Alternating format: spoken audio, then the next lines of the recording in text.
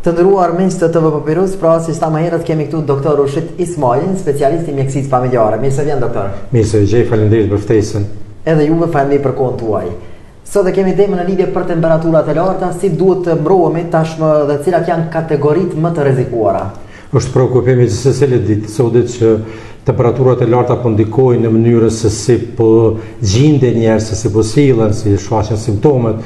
Dhe në gjithë do të kemi kujdes ndaj këtyre ditëve me vapo në mënyrë të veçantë, foshnet e vogla, sepse ka një sipërfaqe më të vogël trupit, avollohen më lehtë, dehidrohen më lehtë.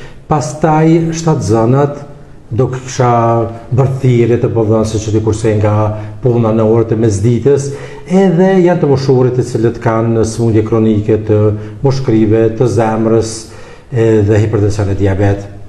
Cilat janë masa që duhet marrë për të ruajtur nga temperaturat e larta, doktor? Në radhë parë pini sa më shumë ujë edhe çaj pa sheqer, që të mbetin të hidruar. Diku 3 deri në 4 litra në ditë do të ishte arsyeshme që të konsumoheshin brenda 24 orëve gjatë këtyre ditëve të vapës. Pastaj është që të shmangen orët shumë të nxehta nga ora 11 deri në orën 5 të pasdites, vetëm nëse kanë ndaj detyrim që do ta kryejmë patjetër, përndryshe le të bëjmë punët në mëngjes ose në mbrëmje. Për ata punëtorë që punojnë në dërmtari, po thonë se do të ishte mirë që kursanin nga puna në këtë orë. Në këtë orë të pikut të nxehtë pra. Pikërisht. Sa është e rëndësishme tashmë ngrënia e vakteve me rregull në këtë kohë të nxehtë, sepse tashmë edhe në mëngjes nuk po na ha shumë ursimi. Dieta është e rëndësishme gjithmonë si verës së dimrit, mirë po tani ka pak më shumë mundësi që të kontaminohen ushqimet, kështu që do të merret të freskët, të lahen me ujë të freskët, sidomos perimet edhe pemet. Ato duhet të jenë baza e ushqimit, të shmangen yndyrnat, ëmbëlsirat, gjërat që kanë shumë krep edhe yndyrë. Sa mendoni që është e rëndësishme tashmë vizita tek mjeku familjar në këtë periudhë dhe cila është grupusha e cila vjen më shpesh? Vinë që të gjithë, po ndoshta pak më shumë të moshuarit, pasi ata edhe po kanë probleme të fokusimit, po kanë herë probleme me marrëmendje. Më së miri është që të ndiqni këshillat edhe të qëndroni në shtëpi, në ambiente të freskëta, të bëni aktivitete në mëngjes, në mbrëmje, edhe atëherë kur mund të merrni rrezet të diellit, se këto janë të domosdoshme për shëndetin tonë.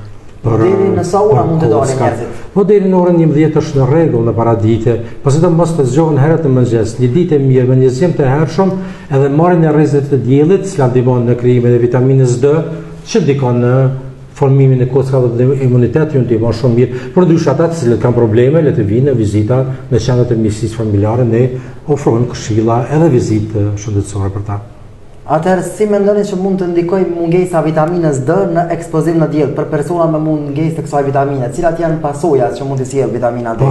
Po tani që kemi diell mund ta shfrytëzojmë atë, sepse kemi falas nga dielli, mjaftojmë që të qëndrojmë në diell 10 deri në 30 minuta, 3 deri 4 herë në javë, edhe është mjaftueshme që të bëjmë sintezën e vitaminës D në trupin tonë. Mirë po, kur është fjala që të qëndrojmë në diell të ekspozuar në diell, sidomos në orët e mëngjesit, edhe ato të lëm krahët të zhvulluar, edhe këmbët të veshëm me shorce edhe me bluza të shkurtura.